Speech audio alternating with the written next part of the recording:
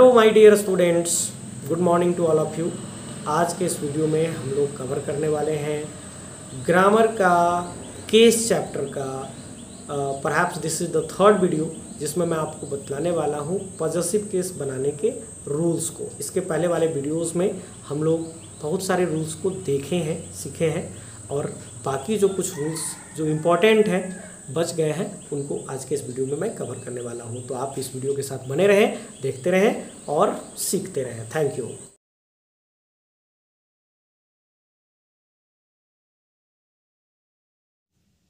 आज का first rule है और फर्स्ट रूल को देखने से पहले आज हम लोग एग्जाम्पल देख लेते हैं। अ वीक्स हॉलीडे मतलब एक सप्ताह की छुट्टी। अ ईयर्स एब्सेंस एक साल की अनुपस्थिति। अ डे जर्नी एक दिन की यात्रा। अ मंथ्स हॉलीडे एक महीने की छुट्टी। टुमारोज प्रोग्राम कल का कार्यक्रम। नीचे भी कुछ एग्जांपल्स हैं। 5 days leave, 5 days leave. 2 hours delay 2 घंटे का देर। 10 minutes ब्रेक 10 मिनट का ब्रेक इन 2 years टाइम 2 वर्षों के समय में। आप देख रहे हैं कि ये सारे जो एग्जाम्पल्स हैं वो सिंगुलर टाइम एक्सप्रेसिंग वर्ड्स हैं और नीचे वाला प्लूरल है। यहाँ 5 days की बात है, यहाँ अ वीक एक ही सप्ताह की बात है, यहाँ एक ही साल की बात है, यहाँ 2 years की बात है। तो नीचे वाले जो ये सारे एग्जाम्पल्स हैं वो प्लूरल टाइम एक्सप्रेसिंग वर्ड्स हैं और ऊपर वाले जो एग्जाम्पल्स हैं वो सिंगुलर टाइम एक्सप्रेसिंग वर्ड्स हैं। अब यहाँ नोटिस करने वाली बात यह है कि सिंगुलर टाइम एक्सप्रेसिंग वर्ड्स के साथ एपोस्ट्रॉफी एस लगा है, जबकि प्लूरल टाइम एक्सप्रेसिंग वर्ड्स के साथ केवल एपोस्ट्रॉफी लगा है। And this is our rule, और यही हमारा रूल है आज का पहला।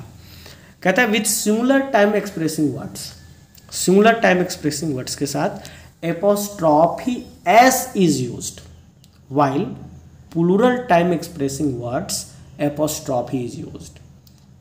अगर हमारा सिंगुलर टाइम एक्सप्रेसिंग वर्ड्स है तो एपोस्ट्रॉफी एस लगा करके उसका पॉजेसिव केस बनाएंगे, और अगर प्लूरल टाइम एक्सप्रेसिंग वर्ड है तो हम उसमें केवल एपोस्ट्रॉफी जोड़ करके पॉजेसिव केस बनाएंगे। आगे हमारे पास कुछ दूसरे तरह के एग्जाम्पल्स हैं। अ नीडल्स पॉइंट सुई की नोक। अ नीडल्स पॉइंट सुई की नोक। अ स्टोन्स एज पत्थर का किनारा। अ रेजर्स एज उस तरह का किनारा।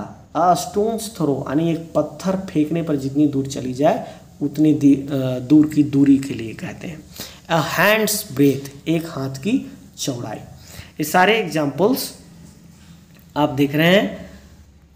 अब रूल क्या है सो देखते हैं। कहता है स्पेस एक्सप्रेसिंग वर्ड्स। स्पेस यानी जिसमें स्थान व्यक्त किया जा रहा हो, जैसे लेंथ लंबाई के लिए, पॉइंट बिंदु के लिए, एज किनारा के लिए, वेड्थ चौड़ाई के लिए, एंड ब्रेड्थ चौड़ाई के लिए इत्यादि के पहले आए नाउन के साथ एपोस्ट्रॉफी इसका प्रयोग कर पॉजेसिव केस बनाया जाता है।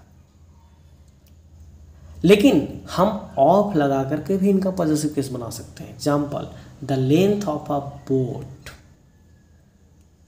बोट्स लेंथ बना सकते हैं हम लोग, लेकिन the length of a boat भी बना सकते हैं।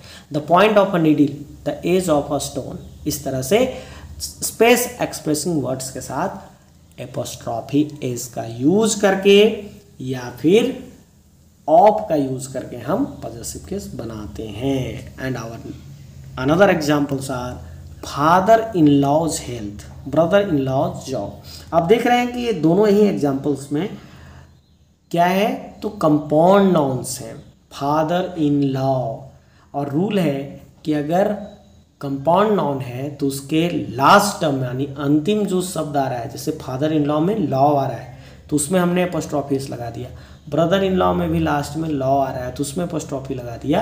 तो जो कंपाउंड नाउन्स होते हैं उनका पॉजेसिव केस बनाने के लिए हम लोग लास्ट टर्म में एपोस्ट्रॉफी एस जोड़ते हैं।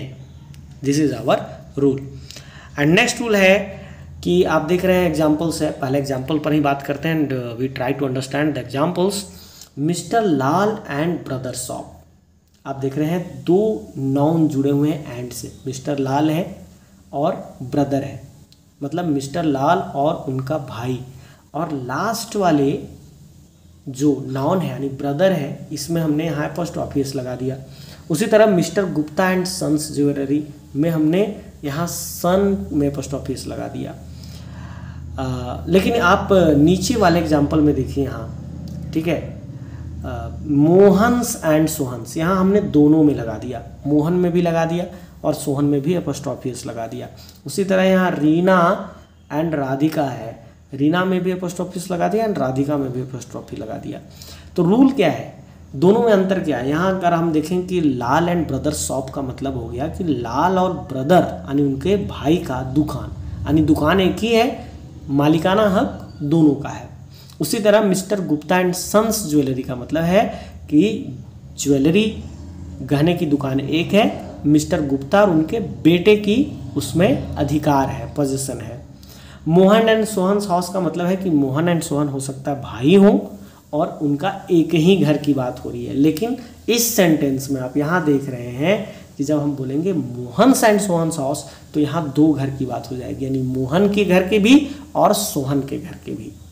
इसी तरह रीना एंड राधिका स्कूल जब हम बोलेंगे तो हो जाएगा कि रीना एंड राधिका एक ही स्कूल में पढ़ते हैं, यानी दोनों का एक ही स्कूल है। लेकिन जब हम बात करेंगे रीना एंड राधिका स्कूल तो होगा कि रीना अलग स्कूल में पढ़ती है और राधिका अलग स्कूल में पढ़ती है, दो अलग अलग स्कूल की बात है। तो रूल को भी हम लोग पढ़ लेते हैं। कहता है कि यदि दो नाउन्स एंड से जुड़े हों और उनके बीच क्लोज रिलेशन हो अथवा सम्मिलित अधिकार का बोध करना हो तो लास्ट नाउन में अपोस्ट्रोफी लगाकर पॉजेसिव बनाया जाता है, ठीक है। लेकिन यदि अलग अलग अधिकार बताना हो तो दोनों नाउन्स के साथ एपोस्ट्रोफी इसका प्रयोग होगा। आई थिंक आप अंडरस्टूड कर गए होंगे इसको बहुत अच्छी तरह से।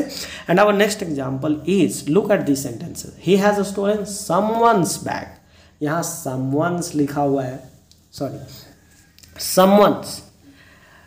आपको मैं थोड़ा सा यहाँ बता दूं, pronoun indefinite pronouns, indefinite pronouns यानी वैसे प्रोनाउन जो अनिश्चित व्यक्ति या वस्तु के लिए प्रयोग किए जाते हैं। अब इसमें कुछ ऐसे प्रोनाउंस होते हैं जिनसे व्यक्ति का बोध होता है, जिसमें या तो बॉडी लगा होता है चाहे वन लगा होता है, या तो बॉडी लगा होगा जिससे सम बॉडी या समवन, ठीक है, नो बॉडी या नो वन। तो इसका मतलब है कि वह व्यक्ति के लिए यानी पर्सन के लिए यूज़ किया गया। लेकिन अगर थिंग का यूज़ है जैसे समथिंग, नथिंग, एवरीथिंग, तो वह वस्तु के लिए यूज़ किया गया है। तो यहाँ एग्जाम्पल्स को आप पहले समझिए। He has stolen someone's bag यानी व्यक्ति के लिए यूज़ हुआ है तो एपोस्ट्रोफी इसका यूज़ किया गया है पॉजेसिव बनाने के लिए। उसी तरह नो बडी यूज़ हुआ है व्यक्ति के लिए तो nobody's right is to oppress the poor. किसी का अधिकार नहीं है गरीब का शोषण करना, इसका हिंदी मीनिंग ये हुआ। लेकिन यहाँ द प्राइस ऑफ एवरीथिंग, जैसे ही वस्तु की बात आ गई तो हम पॉजेसिव केस बना रहे हैं ऑफ लगा करके। The life of nothing is permanent, किसी भी चीज़ का जो जीवन है वो अस्थाई नहीं है। तो रूल है कि यदि इंडिफिनिट प्रोनाउन से जैसे कि everybody, somebody, nobody, anybody, someone, everyone, no one इत्यादि अगर रहे तो उसमें एपोस्ट्रोफी एस का प्रयोग करके पॉजेसिव केस बनाया जाता है। जबकि इंडिफिनिट प्रोनाउंस जिसमें वस्तु को इंडिकेट किया जाए जैसे कि थिंग लगा हो, एवरीथिंग, समथिंग, एनीथिंग, नथिंग, तो इनका पॉजेसिव ऑफ का यूज़ करके बाय यूजिंग ऑफ बनाया जाता है। और इस तरह से यह पॉजेसिव केस का जो वीडियो सीरीज था उसका ये लास्ट वीडियो है। एंड आई होप कि आप लोगों को बहुत सारी जानकारी मिली होगी। Thank you for watching.